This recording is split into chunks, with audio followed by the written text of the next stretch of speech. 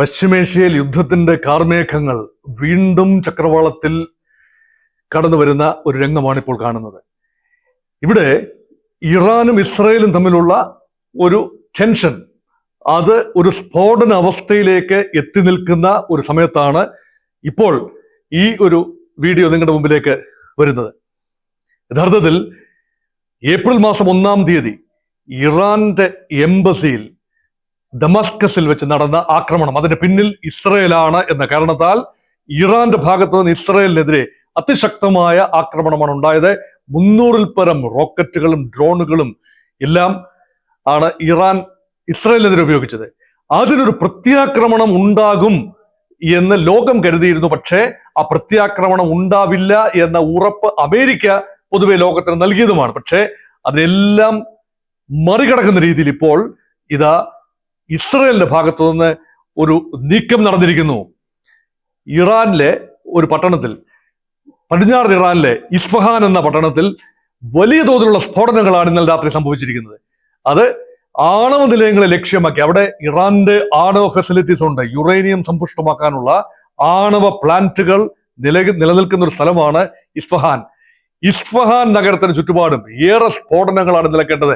അത് ഇസ്രയേൽ അതിന്റെ ഉത്തരവാദിത്വം ഏറ്റെടുത്തില്ലെങ്കിലും സാധ്യതകളെല്ലാം വിരൽ ചൂണ്ടുന്നത് ഇസ്രയേലിന്റെ ഭാഗത്തു നിന്ന് ഒരു ഏറിയൽ ബോംബാർഡ്മെന്റ്, ഏറിയൽ സ്ട്രൈക്ക് ഉണ്ട് എന്നതാണ്. ഇവിടെ നോക്കൂ, ആണവ കേന്ദ്രങ്ങളെയാണ് ലക്ഷ്യം വെച്ചത് എന്ന് പൊതുവെ കരുതപ്പെടുമ്പോഴും ഇറാൻ പറയുന്നത് തങ്ങളുടെ വ്യോമ താവളങ്ങളിലാണ് സ്ഫോടനങ്ങൾ നടന്നത് എന്നതാണ് ഇറാന്റെ ഭാഗത്തു നിന്ന് സ്ഥിരീകരണം. എന്നാൽ ഇറാൻ മറ്റൊരു കാര്യം കൂടി ചെയ്തിരിക്കുന്നു. ഇറാന്റെ റവല്യൂഷണറി ഗാർഡ്, അവരാണല്ലോ ഇറാന്റെ ഉന്നത സൈനിക വിഭാഗം, റവല്യൂഷണറി ഗാർഡിന്റെ കമാൻഡർ പറഞ്ഞിരിക്കുന്നു, വേണ്ടി വന്നാൽ ഞങ്ങൾ ഞങ്ങളുടെ ആണവ നയം പുനഃപരിശോധിക്കും. Iran has a nuclear doctrine. Every country which is nuclear has a doctrine. ഇന്ത്യക്കുമുണ്ട്, ഒരു ആണവ നയമുണ്ട്, ഒരു ആണവ തത്വമുണ്ട്.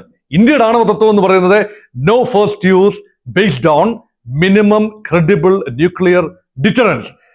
നമുക്കറിയാം, ആണവായുധങ്ങൾ ആക്രമിക്കാനുള്ളതല്ല, മറിച്ച് വെളിയിൽ നിന്ന് വരുന്ന ഒരു ആക്രമണത്തെ, പരമ്പരാഗതമായ ഒരു ആക്രമണത്തെ പ്രതിരോധിക്കാനായി, അവരെ പേടിപ്പിക്കാനായി ഉപയോഗിക്കുന്നതാണ് ന്യൂക്ലിയർ ഡിറ്ററൻസ്. അത് തടയുകയാണ്. നമ്മൾ വീട്ടിൽ പട്ടിയെ വളർത്തുന്നത് ആരെയും കടിക്കാൻ വേണ്ടിയല്ല, ട്രസ്പാസേഴ്സ്, കടന്നു വരുന്നവരെ ഒന്ന് പ്രതിരോധിക്കാൻ മാത്രമാണ് പട്ടിയെ വളർത്തുന്നത് എന്ന് പറയുന്നത് പോലെയാണ്, നായയെ വളർത്തുന്നത് എന്ന് പറയുന്നത് പോലെയാണ് ആണവായുധങ്ങൾ. Iran is not a declared nuclear power. പ്രഖ്യാപിച്ചിട്ടില്ല, ആണവായുധങ്ങൾ ഉണ്ടെന്ന് പ്രഖ്യാപിച്ചിട്ടില്ല. എന്നാൽ അവരുടെ ന്യൂക്ലിയർ ഡോക്ടറിൽ പറയുന്നത് ഞങ്ങൾ സമാധാനപരമായ ആവശ്യത്തിന്, ഊർജ ഉൽപാദനത്തിന് വേണ്ടി, വ്യാവസായിക ആവശ്യത്തിന് വേണ്ടി ഞങ്ങൾ ആണവ സാങ്കേതിക വിദ്യ, ആണവ ഊർജം ഉപയോഗിക്കും. ഇതാണ് ഇറാന്റെ ഡിക്ലെയർഡ് പോളിസി. വേണ്ടി വന്നാൽ ഞങ്ങൾ അത് റിവ്യൂ ചെയ്യും. വേണ്ടി വന്നാൽ ഞങ്ങൾ ആണവ ആയുധം ഉണ്ടാക്കാനും അത് പ്രയോഗിക്കാനും മടിക്കില്ല. അപ്പൊ ഇന്ത്യയുടെ നയം എന്താണ്? നമ്മൾ 74 തന്നെ നമുക്ക് ആണവായുധങ്ങളുണ്ട്. നമുക്കറിയാം, പൊഖ്റാൻ 1, ബുദ്ധൻ ചിരിച്ചല്ലോ പൊഖ്റാൻ 1-ൽ, അന്ന് മുതൽ നമ്മൾ ആണവ ശക്തിയാണ്. പക്ഷേ നമ്മൾ അത് ഡിക്ലെയർ ചെയ്തിട്ടില്ല. ആറ്റം ഫോർ പീസ് എന്നൊക്കെയാണ് നമ്മൾ പറഞ്ഞിരുന്നത്. പക്ഷേ 1998-ൽ പൊഖ്റാനിൽ 2ാമതും ബുദ്ധ പൗർണിമ ദിനത്തിൽ നമ്മൾ പരീക്ഷണം നടത്തി. അടൽ ബിഹാരി വാജ്പേയി പ്രധാനമന്ത്രിയായിരുന്ന സമയത്ത്, ജോർജ് ഫെർണാണ്ടസ് പ്രതിരോധ മന്ത്രിയായിരുന്ന സമയത്ത്, ജോർജ് ഫെർണാണ്ടസ് ആണ് പൊഖ്റാനിൽ വെച്ച് പ്രഖ്യാപിക്കുന്നത്, നോ ഫസ്റ്റ് യൂസ്, ഞങ്ങൾ ആദ്യം ആണവായുധം ആർക്കെതിരെയും പ്രയോഗിക്കില്ല, based on minimum credible nuclear deterrence. Minimum, ഞങ്ങൾക്കൊരു മിനിമം നമ്പർ വേണം. മറ്റൊരു രാജ്യത്തെ പ്രതിരോധിക്കാനായി ഞങ്ങളുടെ കൈവശം ക്രെഡിബിൾ ആയിരിക്കണം, ഉണ്ടായിരിക്കണം. ഉണ്ടെന്ന് പറഞ്ഞാൽ പോരാ, ഉണ്ടായിരിക്കണം. അത് മിനിമം നമ്പർ ഉണ്ടായിരിക്കണം. ഏത് രാജ്യത്തെയാണോ പ്രതിരോധിക്കേണ്ടത് ആ രാജ്യത്തെ നേരിടാൻ തക്ക എണ്ണം ആയുധങ്ങൾ കയ്യിലുണ്ടാവണം. ഇത് നമ്മുടെ ഡോക്ട്രിനാണ്. ഈ ഡോക്ട്രിൻ എന്ന് പറഞ്ഞാൽ നമ്മൾ നമ്മുടെ IAEA ഇൻസ്പെക്ഷന് വേണ്ടി നമ്മുടെ ആണവ നിലയങ്ങളിൽ 26 ആണവ നിലയങ്ങളിൽ 14 എണ്ണം തുറന്നു കൊടുത്തു, 12 എണ്ണം നമ്മൾ തുറന്നു കൊടുത്തിട്ടില്ല. അവിടെ നമ്മൾ സമ്പുഷ്ട യുറേനിയം ഉപയോഗിച്ചുകൊണ്ട് ആണവായുധങ്ങൾ ഉണ്ടാക്കുക തന്നെ ചെയ്യും. പക്ഷെ ഇറാന്റെ കാര്യത്തിൽ IAEA ഇൻസ്പെക്ഷൻ, അന്താരാഷ്ട്ര ആണവോർജ ഏജൻസിയുടെ ഇൻസ്പെക്ഷൻ പല സമയത്ത് വന്നതാണ്. ഇറാനെതിരെ അമേരിക്കയും സഖ്യകക്ഷികളും എല്ലാം പല പ്രാവശ്യം ഉപരോധം പ്രഖ്യാപിച്ചതുമാണ്. ഇറാന്റെ ആണവ പദ്ധതിയിൽ ഒരുപക്ഷെ അംഗീകരിക്കാനാവാത്ത രീതിയിലുള്ള ആണവ പദ്ധതിയുമായി ഇറാൻ മുന്നോട്ട് പോകുമ്പോൾ ലോകം മുഴുവൻ തന്നെ ഇറാനെതിരെ ചേർന്ന്, പ്രത്യേകിച്ചും പാശ്ചാത്യ ലോകം ഇറാനെതിരെ ഉപരോധം പ്രഖ്യാപിക്കുന്ന കാഴ്ച കണ്ടു. ആ ഉപരോധത്തെ മറികടന്നുകൊണ്ട് ഇറാൻ ആണവായുധങ്ങൾ ഉണ്ടാക്കിയിട്ടുണ്ട് എന്ന് തന്നെയാണ് ലോകം കരുതുന്നത്. അത് മാത്രമല്ല ഇസ്രയേലും അതുപോലെ തന്നെയാണ്. ഇസ്രയേലും ഒരു ആണവ രാജ്യമാണ്. ആണവായുധങ്ങൾ ഉണ്ടാക്കി വെച്ചിട്ടുണ്ട്. അവരും അത് പ്രഖ്യാപിച്ചിട്ടില്ല എന്ന് മാത്രമേ ഉള്ളൂ. ഈ രണ്ട് രാജ്യങ്ങൾ മുഖാമുഖം വന്നാൽ കഴിഞ്ഞ ദിവസത്തെ ഏപ്രിൽ 13 ഇറാന്റെ ആക്രമണത്തിൽ ഇസ്രയേലിന്റെ തെക്ക് പ്രദേശത്തുള്ള നെഗേവ് ഡെസേർട്ടിൽ, മരുഭൂമിയാണ്, ആ നെഗേവ് ഡെസേർട്ടിലെ ഡിമോണ എന്ന് പറയുന്ന സ്ഥലത്ത് സ്ഥിതി ചെയ്യുന്ന ആണവ നിലയങ്ങളെയാണ് ടാർഗറ്റ് ചെയ്തത്. പക്ഷെ ആണവ നിലയങ്ങളിൽ ബോംബുകളൊന്നും വീണില്ല, മിസൈലുകൾ പതിച്ചില്ല, അതുകൊണ്ട് അവിടെ അപകടം ഉണ്ടായില്ല. അത് മാത്രമല്ല, ഏതാനും മിസൈലുകൾ പതിച്ചതിന്റെ അപകടത്തിന്റെ തോതിനെ കുറിച്ച് നമുക്ക് വ്യക്തമായ ധാരണയില്ല എന്നതാണ് വാസ്തവം. അതുകൊണ്ട് ഇറാനെ സംബന്ധിച്ചിടത്തോളം ഏത് നിമിഷവും ഇസ്രയേലിൽ നിന്നുള്ള ഒരു പ്രത്യാക്രമണം പ്രതീക്ഷിച്ചിരുന്നു.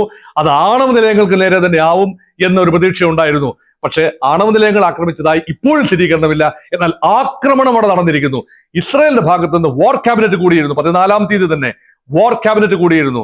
അത് മാത്രമല്ല, ഒരു ഉന്നത അധികാര സമിതി, പ്രധാനമന്ത്രി ബെഞ്ചമിൻ നെതന്യാഹുവും പ്രതിരോധ മന്ത്രി യോവ് ഗാലന്റും പ്രതിപക്ഷ നേതാവും ചേർന്ന ഒരു സമിതി തീരുമാനമെടുത്തു, നമുക്ക് ഇറാനെ നേരിടണം, പക്ഷെ ഉടനടി ആക്രമണം ആവശ്യമില്ല. പക്ഷെ ഭാവിയിൽ ഒരു ആക്രമണത്തിന്റെ സാധ്യത അവർ തള്ളിക്കളയുന്നതുമില്ല. ആ ആക്രമണം എപ്പോഴുണ്ടാകും, എന്നുണ്ടാകും, എങ്ങനെ ഉണ്ടാകും എന്ന് ലോകം ആകെ ഒരു ആശയക്കുഴപ്പത്തിൽ, സന്നിഗ്ധാവസ്ഥയിൽ ഇരിക്കുമ്പോഴാണ് ഇപ്പോഴിതാ ഇറാന്റെ ചില കേന്ദ്രങ്ങളിൽ, വ്യോമതാവളങ്ങളിലാണ് എന്ന് പറയപ്പെടുന്നു, പടിഞ്ഞാറൻ ഇറാനിലെ വ്യോമതാവളങ്ങളിൽ ആണവ താവളങ്ങളിൽ ആണെന്ന് പറയപ്പെടുന്നു. അത് സ്ഥിരീകരണമില്ല. എന്നാൽ വ്യോമതാവളങ്ങളാണ് എന്ന് ഇറാൻ സ്ഥിരീകരിച്ചിരിക്കുന്നു. അവിടെ ആക്രമണം നടന്നിരിക്കുന്നു. അത് ഇസ്രയേലാണ് ആക്രമിച്ചത് എന്ന് ഇസ്രയേൽ ഉത്തരവാദിത്വം ഏറ്റെടുത്തിട്ടില്ല. പക്ഷെ എല്ലാ സാധ്യതകളും വിരൽ ചൂണ്ടുന്നത് ഒരു ആക്രമണം, ഒരു സിംബോളിക് ആയിട്ടെങ്കിലും ഒരു ആക്രമണം അവിടെ നടന്നിരിക്കുന്നു. അങ്ങനെയുള്ള ചെറിയ ആക്രമണങ്ങളാണ് പലപ്പോഴും ഒരു വലിയ വിപത്തിലേക്കും എസ്കലേഷനിലേക്കും ഒക്കെ എത്തുന്നത്. ഇവിടെ ഓർക്കൂ, ഇറാനെ സംബന്ധിച്ചിടത്തോളം ഇറാൻ ആണവായുധങ്ങൾ കാണും. They may have the first strike capability. ഒരു പ്രാവശ്യം അടിക്കാനുള്ള സാങ്കേതിക വിദ്യ കാണും, ആണവായുധങ്ങളും കാണും. അതിന്റെ ഡെലിവറി മെഷീന്റെ കൃത്യത നമുക്കറിയില്ല. കാരണം ഇസ്രയേലിന്റെ അയൺ ഡോമിൽ തട്ടി ഇറാന്റെ 100 കണക്കിന് റോക്കറ്റുകളും ഡ്രോണുകളും താഴെ പതിക്കുന്നത് നമ്മൾ കണ്ടതാണ് കഴിഞ്ഞ ആഴ്ച.